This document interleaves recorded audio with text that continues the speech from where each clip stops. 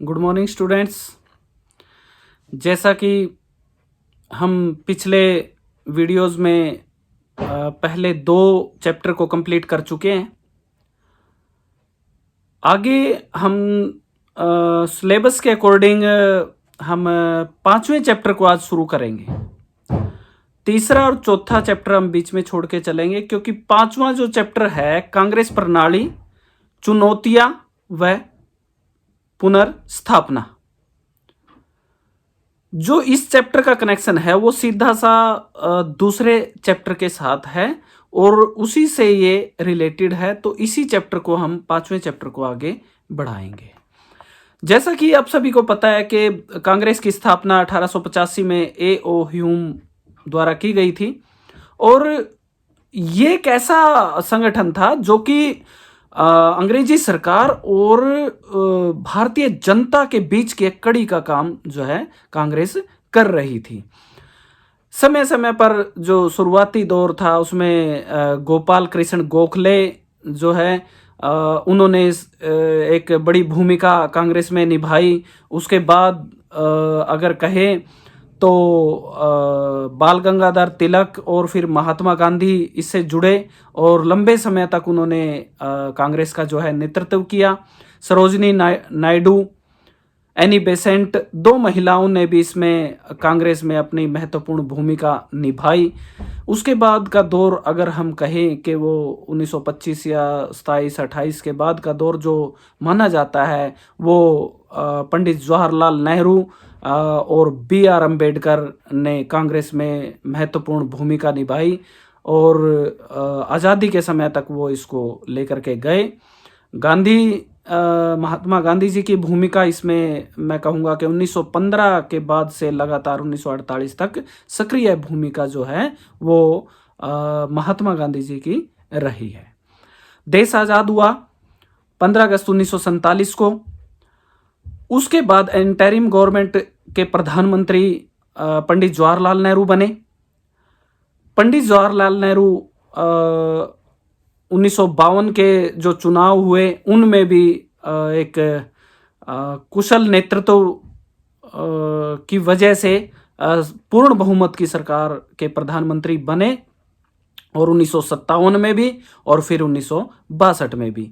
ये एक दल के प्रभुत्व का दौर जो है दूसरा अध्याय हमने पढ़ा, वो उसमें हमने पढ़ा कि किस तरह एक दल का प्रभुत्व जो है भारतीय शासन या भारतीय राजनीति में रहा और अन्य कोई दल कोई ज़्यादा अच्छा काम नहीं कर पाया या महत्वपूर्ण भूमिका नहीं निभा पाया।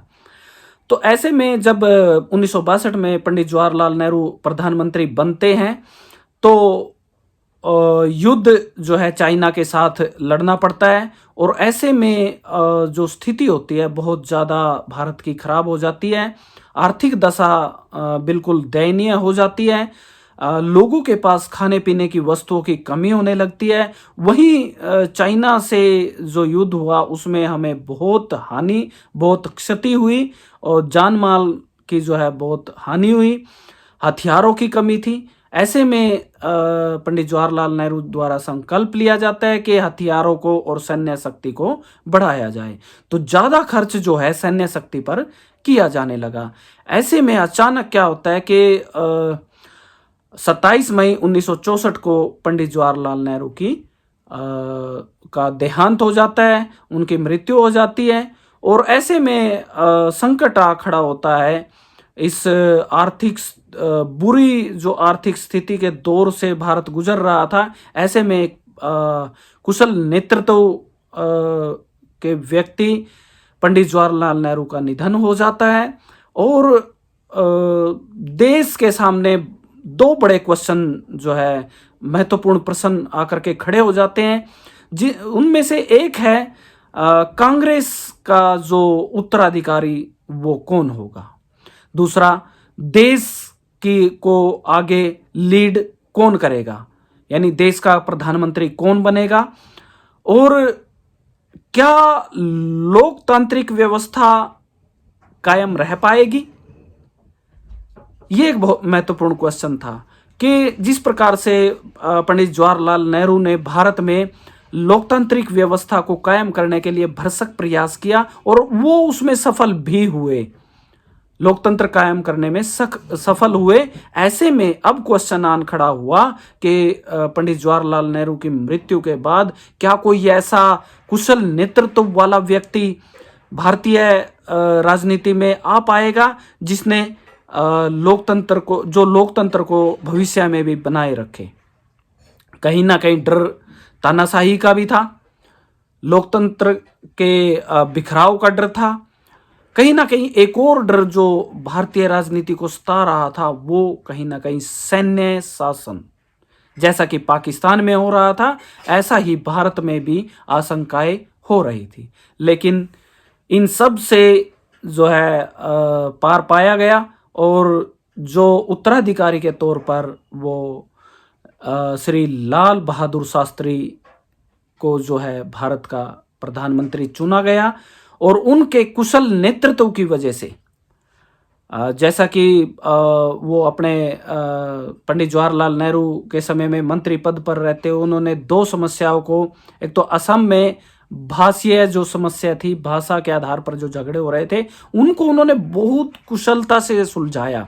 दूसरा एक और समस्या थी, वो एक मस्जिद का एक झगड़ा था, उससे कुछ जो है वो स्मृति चिन्ह वगैरह कुछ वहाँ से चोरी हो जाते हैं और धार्मिक भावनाएं जो है वो आन खड़ी होती हैं और धार्मिक झगड़े जो है शुरू हो जाते हैं। तो उसमें लाल बहादुर शास्त्री की महत्वपूर्ण भूमिका रही और उन्होंने वहाँ उन झगड़ों को दबाने का प्रयास किया। तो इससे श्री लाल बहादुर शास्त्री जी का जो नेतृत्व है वो एक तरह से सामने उभर करके आता है, कुशल नेतृत्व जो है सामने आता है। और उन्होंने 64 और 1964 से लेकर के 1966 तक मात्र 20 महीने के शासन में वो करके दिखाया जो भारतीय राजनीति में पहले शायद नहीं हुआ था। खाने पीने की वस्तुओं की कमी या आर्थिक जो दशा थी उससे भारत जूझ रहा था, समस्याएं थी बहुत सारी, गरीबी, असमानता, सांप्रदायिकता, क्षेत्रीय विभाजन जो जगह जगह पर मांग उठ रही थी, उससे लाल बहादुर शास्त्री कैसे निपटेंगे। और जो पंडित जवाहरलाल नेहरू के बाद जो है कांग्रेस का नेतृत्व या कहिए पार्टी अध्यक्ष जो थे वो के कामराज थे और उन्होंने जो है लाल बहादुर शास्त्री के पक्ष में जो है वो अपना निर्णय लिया। और ऐसा सुना जाता है कि एक बार लाल बहादुर शास्त्री जी जो है रेल मंत्री थे और उनके समय में एक रेल एक्सीडेंट हो जाता है और वो नैतिकता के आधार पर पंडित जवाहरलाल नेहरू जो है वो अपने केंद्रीय पद से, मंत्री पद से इस्तीफा दे देते हैं। तो इससे भी उनकी छवि जो है एक भारतीय राजनीति में बहुत अच्छी दिखाई देती थी, इसलिए वो प्रधानमंत्री पद के लिए चुने गए। बहुत थोड़ा समय, मात्र 20 महीने का समय, पहले ही 1962 के चीन युद्ध की समस्याओं से भारत जूझ रहा था, उससे कहीं ना कहीं पंडित जो श्री लाल बहादुर शास्त्री जी ने उससे बाहर निकालने का प्रयास किया, आर्थिक दशा को ठीक करने का प्रयास किया। और कहा जाता है कि लाल बहादुर शास्त्री जी ने लोगों से आह्वान किया था, जब खाने पीने की वस्तुओं की कमी थी तो उन्होंने कहा था कि एक दिन का व्रत जो है सभी रखें। और उस बात को, एक प्रधानमंत्री की बात को पूरे देशवासियों ने माना था।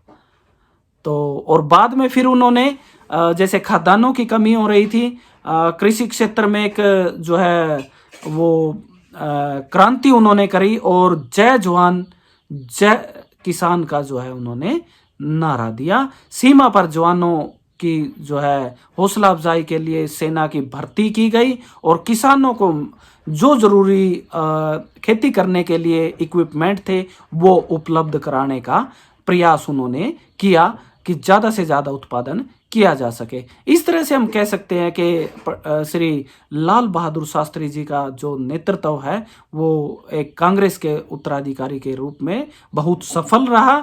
और जैसे ही 1965 में जब पाकिस्तान के साथ उदार नेतृत्व के व्यक्ति थे श्री लाल बहादुर शास्त्री जी, ऐसे में पाकिस्तान को लगा कि ये जो है एक कमज़ोर कड़ी भारत की पंडित जवाहरलाल नेहरू के बाद जो है कमज़ोर कड़ी उनको नज़र आई, क्योंकि उदार हृदय के व्यक्ति थे श्री लाल बहादुर शास्त्री जी। तो पाकिस्तान को लगा कि अब समय है जो हम भारत पर आक्रमण करके और जो है उनको भारत को नुकसान कर सकते हैं। लेकिन ऐसे में श्री लाल बहादुर शास्त्री के कुशल नेतृत्व की वजह से पाकिस्तान को मुंह की खानी पड़ी थी, और इससे जो है देखिए हालत थोड़ी सी, क्योंकि खर्च बहुत